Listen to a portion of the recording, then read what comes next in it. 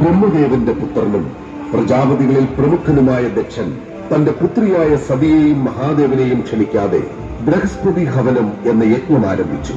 പിതാവായ ദക്ഷൻ നടത്തുന്ന യാഗത്തെക്കുറിച്ച് കേട്ടറിഞ്ഞ സതീദേവി കൈലാസനാഥനായ മഹാദേവന്റെ അനുവാദം ചോദിച്ച് സ്വന്തം ഭവനത്തിൽ തിരിച്ചെത്തുന്നു.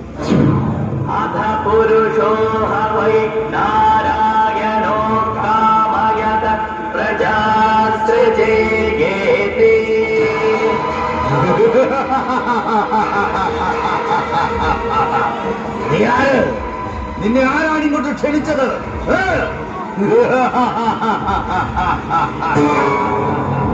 പിതാവേ, ഞാൻ അങ്ങയുടെ മകളും ത്രികാലജ്ഞാനിയായ പരമേശ്വരന്റെ പത്നിയുമല്ലേ? എല്ലാവരെയും ക്ഷണിച്ചിട്ടും എന്നെയും എന്റെ പതിയെയും മാത്രം എന്താണ് ക്ഷണിക്കാത്തത്? മഹാദേവനോ?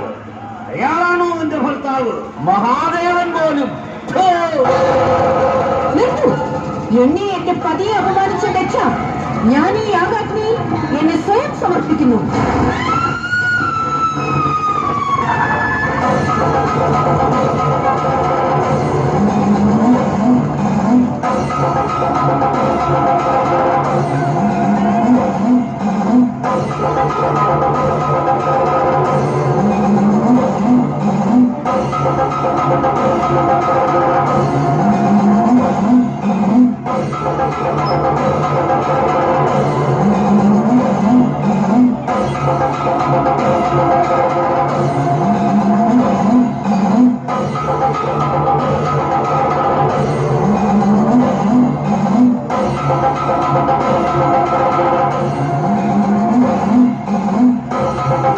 ഭഗവാൻ പരമേശ്വരൻ കോപം സഹിക്കുവയ്യാതെ തന്റെ ശിരസിലെ ജടപറിച്ച് താഴേക്കെറിയും.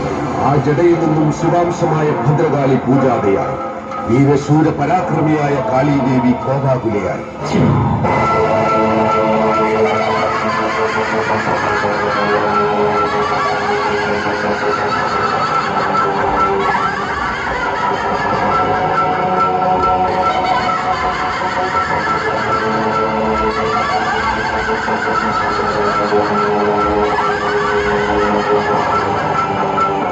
അഹങ്കാരിയായ ദക്ഷ, ശിവപെരുമാളിനെ അപമാനിച്ച നീ ജീവിച്ചിരിക്കാൻ പാടില്ല.